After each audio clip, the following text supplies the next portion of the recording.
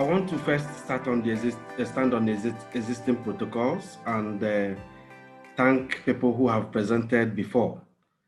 I will be talking on the shrinking space for civil society engagement in Nigeria.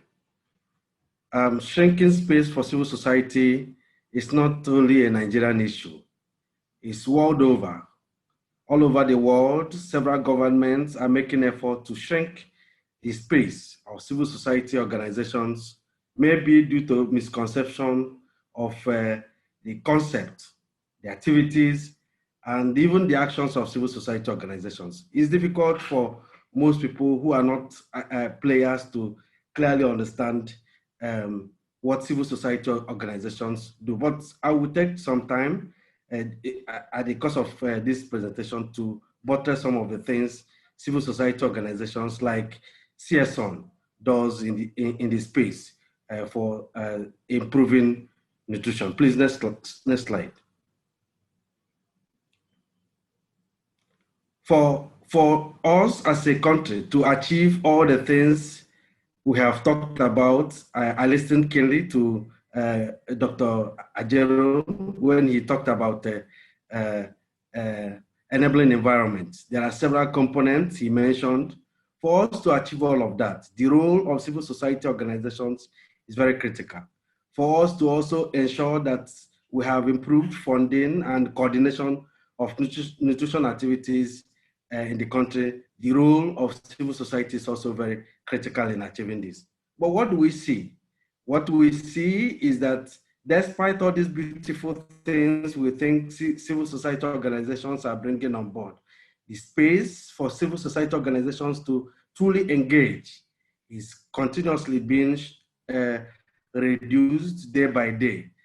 And some of the reasons is because you see state governments, you see countries copying from other countries. I was reading about what is happening in Kenya and other East African countries, how government is making conscious effort to reduce the influence of the civil society organizations. Again, essentially, most countries of the world, try to also avoid accountability, from the civil society organizations. And then when they do this, you see them either implementing some of the policies poorly, or they implement these policies poorly, or they end up having poor policies, in place. Again, why countries limit public participation could be because it may lead to more effective and top-down structure. At the moment, the country's policy, the way Nigeria is run at the moment is heavy at the top. Decisions are made by the president alone. Once you want to talk about funding and you're able to get the presidency, you will get that funding. The same thing happened at state. Until state governors agree to the policies and programs, they will not be able to put money to it. And that is what has happened to nutrition over the years. Several children are malnourished, and I want to go back to the presentation made by Dr. Victor. He talked about the states that have a good number of malnourished children. These children are there, but funding are not being made available for activities and interventions to take place for these children to benefit. Next slide.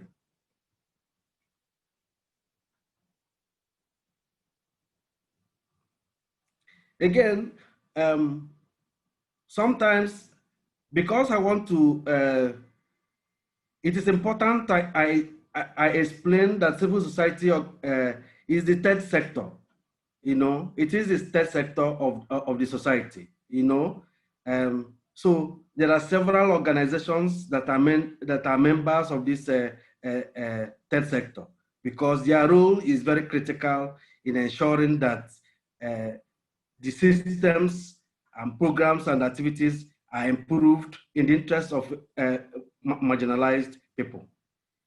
So civil society includes charity organizations, development NGOs, community groups, women organizations, faith-based organizations, because most of them also operate at a grassroots level. And so they understand the challenges and the issues that affect the children and women more that are living in those rural communities.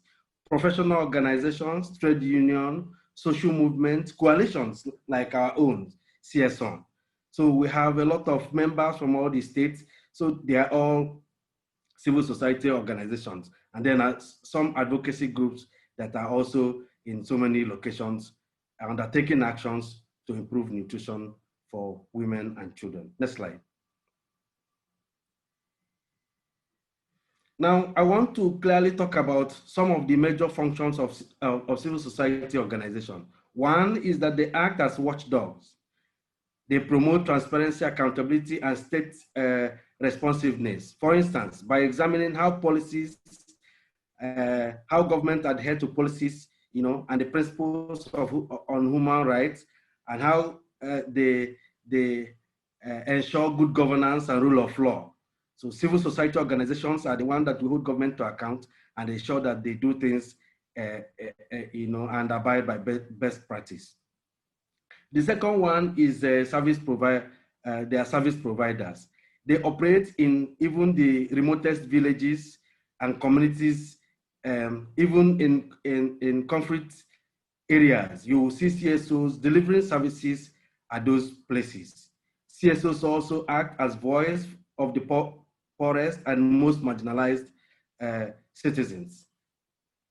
They build capacities, knowledge, and help facilitate dialogue between marginalized groups and local decision makers. CSOs use their access to political and institutional space to build relationships and highlight problems and solutions identified by the poor and the marginalized group.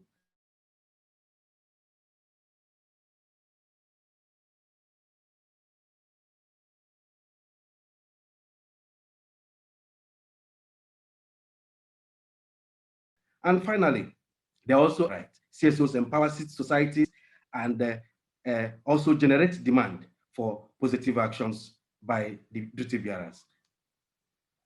Next slide.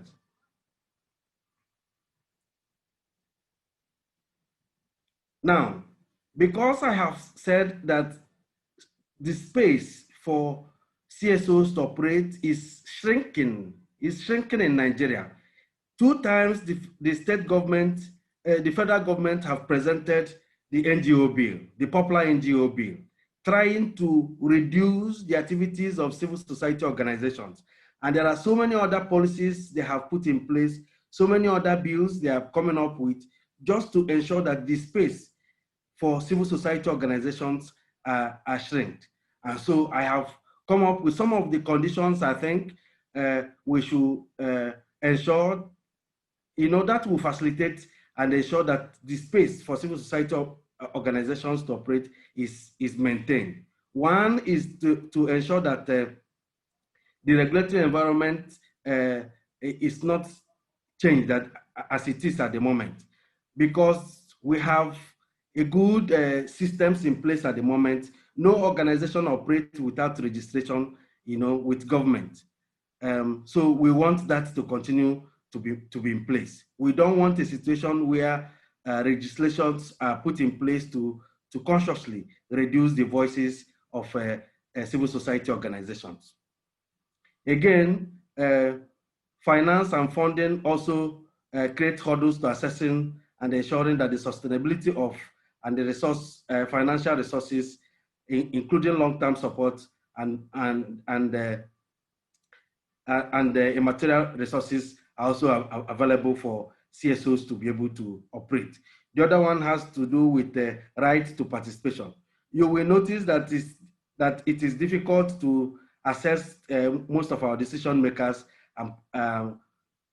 getting them to put in place laws and policies that will benefit the common man. It is very difficult to assess them. So in 2015, the National Assembly invited CSOs to be part of the budget process, and we thought it will continue like that. Today, they are no longer minding us, despite all the noise we are making. So what we want to see again is for the civil society organizations to be part of all of this process and continue to engage. Other challenges we have is a safe space to operate. There has been a lot of attacks on civil society and the aid workers and human rights defenders. They have suffered a lot of stigmatization and all of that in the course of doing their work. So some of these we want to see them change because these are helping to reduce and shrink the space for civil society organizations to be able to engage. Next slide.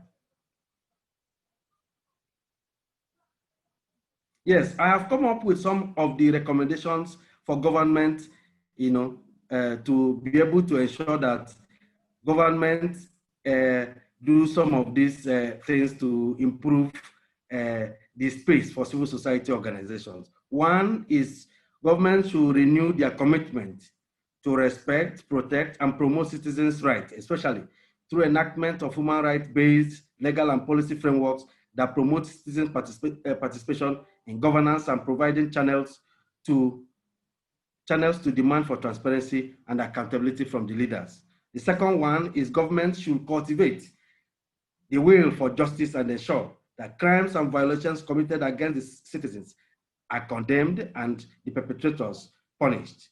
This is because most times these things don't happen, and that is why civil society organizations try to use all possible means to get these issues to the public notice.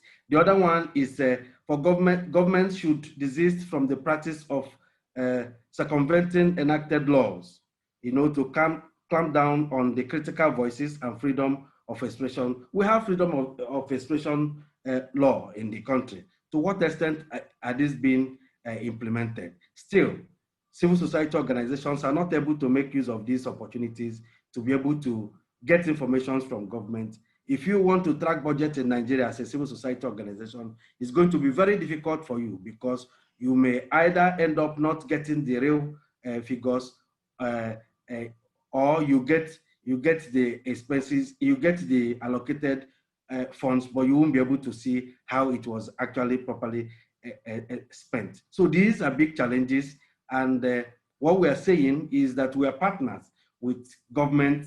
We are not fighting government. Instead, we are partners. We work with government to ensure that systems are put in place, policies are properly implemented, and the lives, which will again result to improving the lives of women and their children. Finally,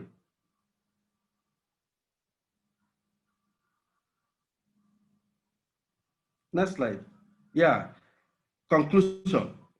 Civil society organizations, like I said before, they provide that assistance in the most remote corners of the world, conflict areas, reaching the most vulnerable, including internally displaced people, advocating for the rights and well-being of the poorest and most marginalized. There are several people that are left behind by the way our policies are conceived, by the way our programs are implemented, by the way our budget is initiated. Several people all over the country are marginalized. Yet, because despite all of these things civil society organizations are doing, the most countries in the world still try to restrict and limit the operations of civil society organizations. Now, Nigeria is at 60. Nigeria is expected to do things differently, leverage on the expertise and capacity of civil society organizations to develop and strengthen its systems and deliver results for Nigerian children and women. Thank you.